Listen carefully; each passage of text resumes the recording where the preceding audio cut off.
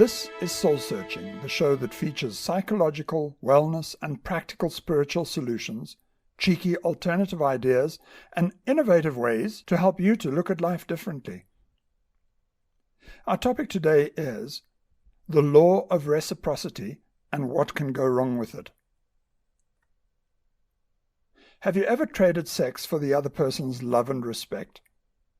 Have you ever believed that you must first offer God your loyalty and faithfulness before you can receive His favor?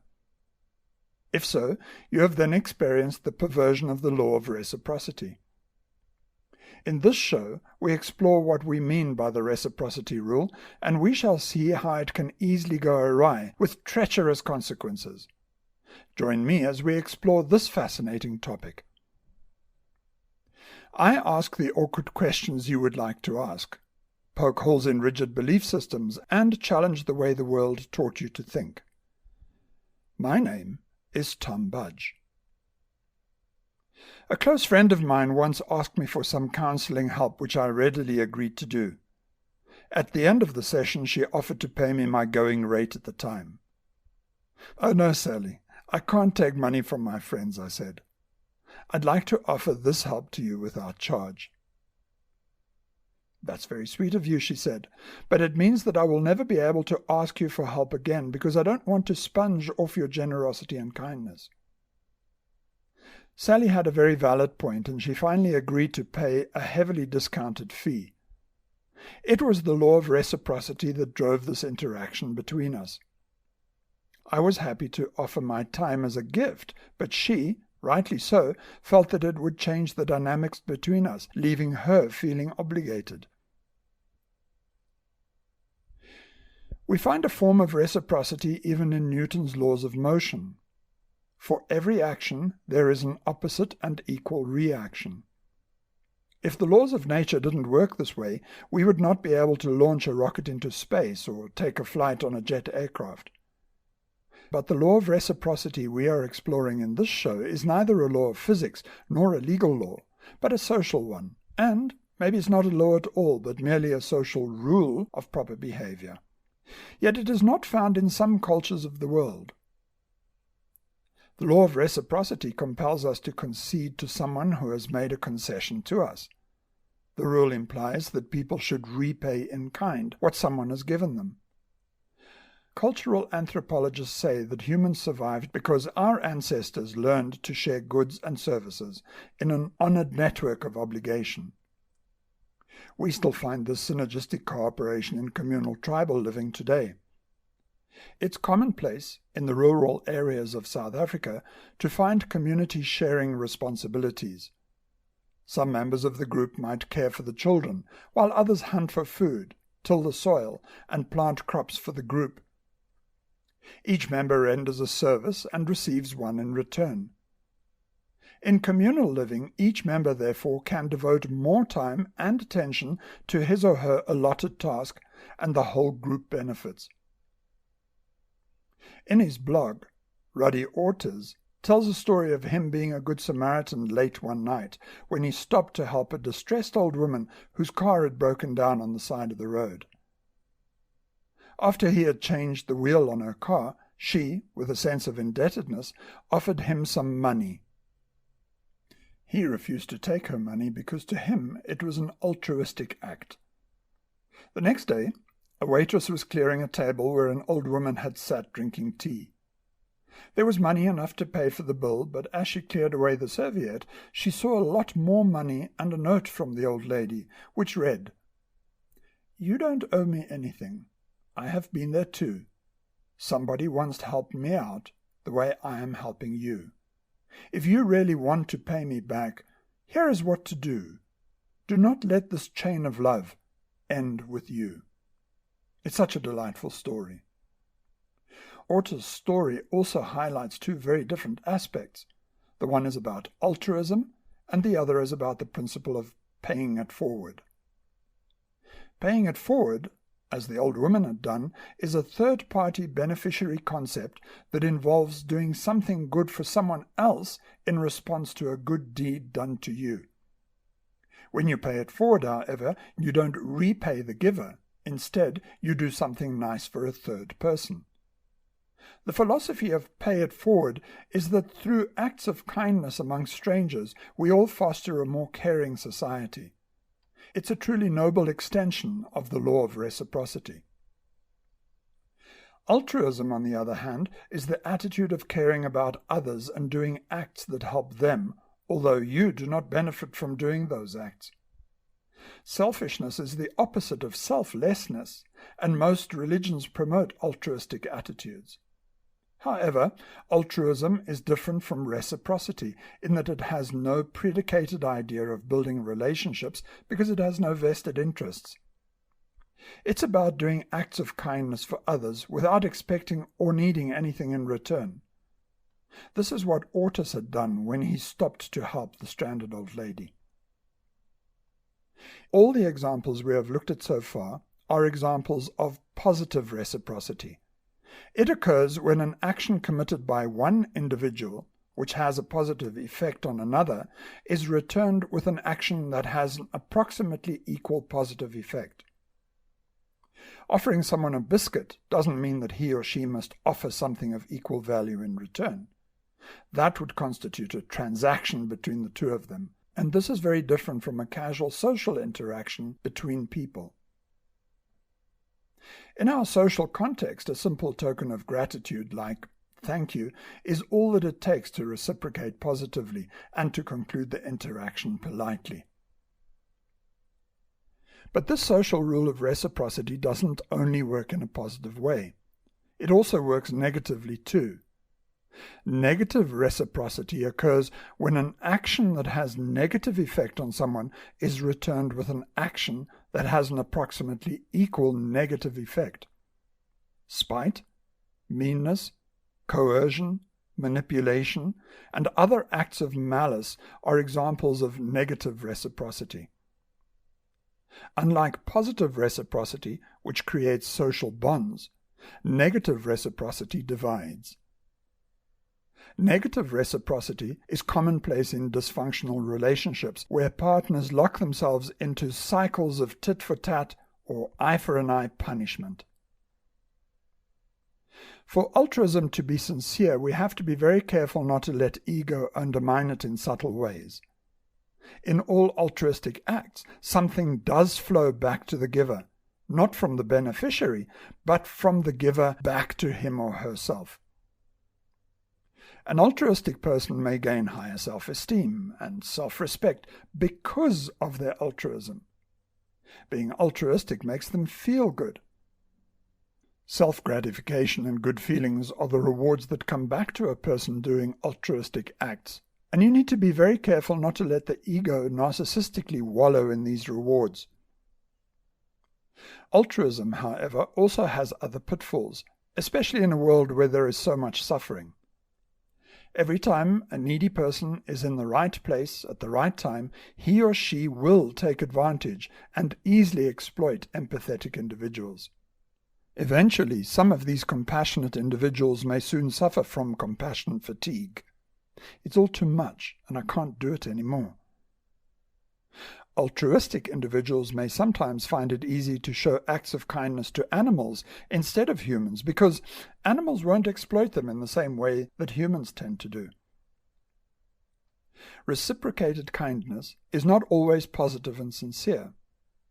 Take the biblical advice, "Give, and it'll be given to you." It sounds as if it is promoting the law of reciprocity, and indeed it is. But I've seen how some people use this text to make a very different point. They believe that to get anything, you must first give it to others.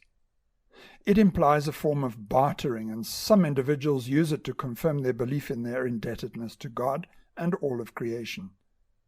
For them, they must first give God loyalty and faithfulness, and only then will they receive His favor. I personally don't believe that a God of infinite, unconditional love trades in this way. Furthermore, this mistaken interpretation also builds a sense of anticipation. After having performed an act of kindness, they then expect getting something in return, even if it is only gratitude, love, and respect. In these cases, the scripture, "Give, and it'll be given to you sounds more like a bartered transaction than social etiquette. I'll shower you with acts of kindness in exchange for your love and respect of me. I don't believe Jesus meant the scripture this way. We must consider some of his other statements and read this one in context with them to clarify his line of thinking. Jesus also said, "Do unto others as you would have them do unto you." This is the spiritual law of cause and effect, also known as the laws of karma. Loyalty begets loyalty. Virtue begets virtue. Honesty begets honesty, and love begets love. It's the fundamental law of societal growth and development. By taking the lead and setting the parameters governing your social interactions with others, they will generally respond in the same way. It's a case of love and respect out, love and respect back in. Give wherever you go, and as you give, you will receive. We have further confirmation of what Jesus meant from another of his sayings. For whatever a man sows, that he will also reap. Giving and taking is a universal mechanism for the flow of energy between things. The sun gives solar energy, and nature readily takes it, paying it forward with abundant natural diversity and splendor. The law of reciprocity, in a spiritual context, is therefore one of altruistic giving. That is, unconditional giving with no vested interests and no expectation of reward, leaving one in a receptive state of heartfelt gratitude to whatever might flow back. To a person having the spiritual outlook, it would not matter whether the recipient said thank you or not. Spiritual altruism is your ability to be wholly indifferent to the outcome that flows from your acts of kindness towards others. In the words of the Bhagavad Gita, you need to assert a place of non-attachment to the outcome of your deeds. It's completely egoless giving. By virtue of the rule of reciprocity, people are obligated to repay favors, gifts, invitations, and so forth. The sense of future obligation has positive consequences that helps build continuing relationships and exchanges between people. While positive reciprocity is the glue holding society together, if used incorrectly, it can also have profoundly negative consequences. A good example of its misuse is when it becomes a tool to coerce and manipulate others against their will. Advertisers, salespeople, and politicians are masters of this black art. They know that reciprocity is not only a strong determining factor of human behavior, it is also a powerful method for getting others to agree to your request. Because the rule of reciprocity has the power to trigger feelings of indebtedness, even when faced with an uninvited favor, and irrespective of whether you like the person or not, you will feel obliged to comply. Once, on a tour through Cairo, a wily man approached me as I walked along the pavement. "I made some Turkish coffee, and I thought you'd like to try it," he said, extending his hand, which held a tiny beaker filled with aromatic coffee. Come with me," he said, beckoning that I should follow him. I fell for it hook, line, and sinker. There, inside his shop, he swapped the tiny beaker for a brass mug and an urn full of delicious aromatic coffee. In my gut, I knew that it was too good to be true, that a Cairo resident would befriend a passing tourist, and I fully expected him to sell me packets of ground Turkish coffee. But no. After I had sipped 2 mugs of his coffee, he then called his assistant to bring out many of his silk shirts. Realizing that I had been had, I stood up, thanked him for his generosity, declined to buy his merchandise, and tried to retreat to the safety of the pavement. But he wasn't giving up. "I offer you my friendship and my coffee, but you give me nothing in return." The inference was that I should reciprocate his kindness by buying his goods. But I'm a stubborn person with enough Scottish blood in my veins to stand my ground, and, with some concerted effort, left without having bought anything. Having escaped much wiser, I was able to avoid another man less than a block away when he tried to sell me something by shoving a tiny bottle of fragrant oil in my hand, saying, "This is my gift to you from Cairo." I tried to give it back to him, but he wouldn't take it, so I set it down on the pavement and walked away. Robert Cialdini, in his book Influence and Persuasion, tells his story of a boy who asked him to buy a few expensive circus tickets, and when Cialdini refused, the boy then asked him to buy a low-cost chocolate bar. Cialdini fell for it and bought chocolates he never wanted. But why? The rule of reciprocity operates in two ways. First, an individual is pressurized to reciprocate one concession for another by nature of the rule itself. Second, because the individual who initially concedes can expect to have the other person concede in return. If there were no social pressure to return the concession, the person runs the risk of giving up something and getting nothing in return. Mutual concession is a procedure that can promote compromise in a group so that individuals can refocus their efforts towards achieving a common goal. Reciprocal concessions promote compromise in a group so that the initial and incompatible desires of individuals can be set aside for the benefit of social cooperation. So, if an individual starts off by requesting something large, like the boy selling circus tickets, and you refuse, you feel obliged to consent to their smaller request even though you might not be interested in either of the things they are offering, like Cialdini buying chocolate bars. This is known as the rejection, then retreat technique. It involves making an outrageous request that someone will almost certainly turn down, and then make the smaller request that was the favor of interest all along. If done skillfully, the second request is seen as a concession, so compliance with the second request is obtained.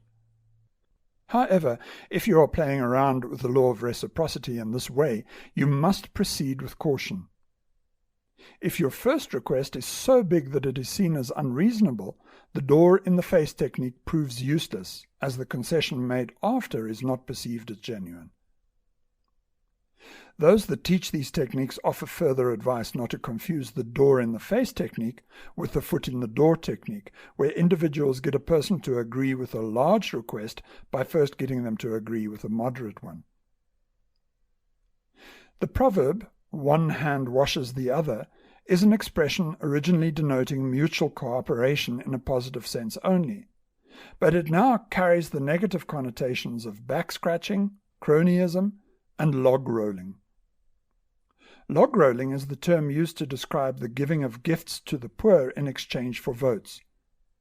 It is a political term dating back to the early 19th century and comes from the lumber camps where a spirit of cooperation existed. If you help me roll my logs, I'll help you roll yours. The trading of votes or favors for mutual political gain is a policy of you scratch my back and I'll scratch yours.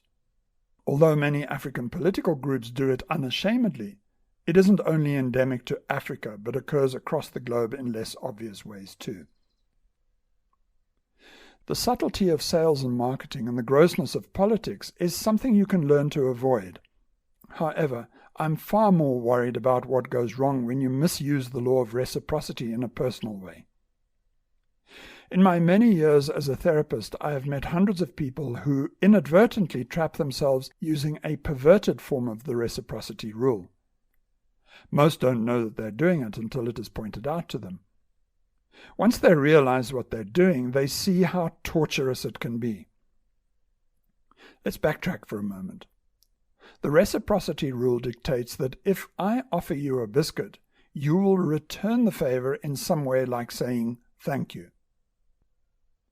If you are one of those many shy, withdrawn people with low self-esteem, uncertain about life, your place in your community and your standing in the eyes of others, you might seek affirmations from others to bolster your self-image and give you confidence. But here's where you run a risk. It's the snake lying in the grass. If you are dependent on the affirmations of others to fill an inner void that you can't seem to fill by yourself, you could inadvertently begin to barter with them. You then enter into unspoken transactions whereby you offer them acts of kindness in exchange for their gratitude, love, and respect for you. The inflow of gratitude, love, and respect which you receive from them becomes the foundations upon which you build self-esteem and confidence. It is commonplace for some gay men to seek frequent sex from many partners. Why? It is often because gay life is a fragile world full of marginalization, guilt, shame, and blame. In terms of the rules of reciprocation, your offering another man sexual favors, your act of kindness towards him, compels him to return the favor. It is something you expect and need from him. Once your bartered trade is done, there is a sense of, if he finds me attractive and is prepared to have sex with me, I must be good enough. Many wives do the same thing for their husbands. By performing acts of kindness for him, including having sex when they don't want to, they bargain on getting back his love and respect. This, however, is very dangerous ground, and you'll run the risk of self-esteem implosion if the other person withholds reciprocation or reciprocates in an unexpected, lesser way. How do you think you will feel, especially if the other person's affirmations of you are vital to your emotional well-being, if he or she does not reciprocate in the way you anticipated? You'll probably feel used and abused, and that might lead to waves of guilt and shame, all of which will negatively affect your confidence and self-esteem.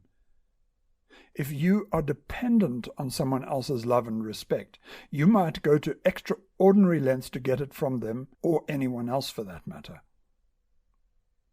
If your acts of kindness regularly get trashed, it may lead to depression and ideas of suicide, or, as in the case of so many others, it could pop out in other ways to numb the pain with things like drugs and alcohol.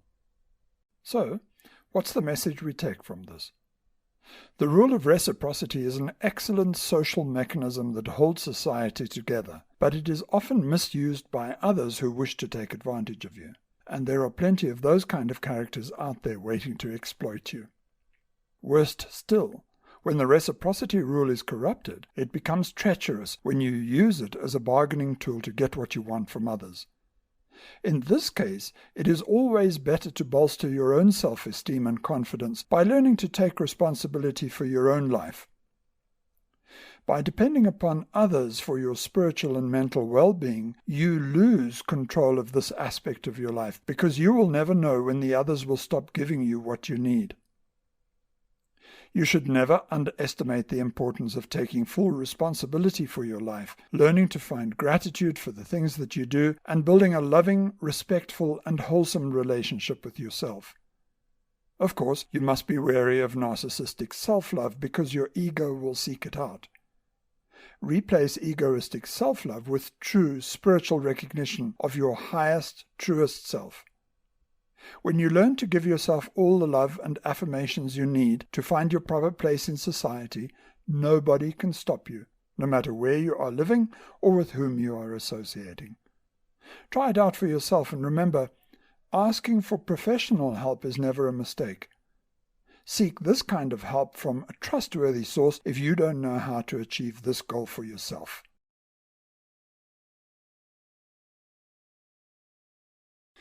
Join the conversation on Twitter using the hashtag soulsearching, and follow @TWEBudge for news and updates. We keep an archive of all past episodes on soundcloud.com, and you'll find them there by searching for the keyword soul-searching. I'm Tom Budge. Until next time, goodbye.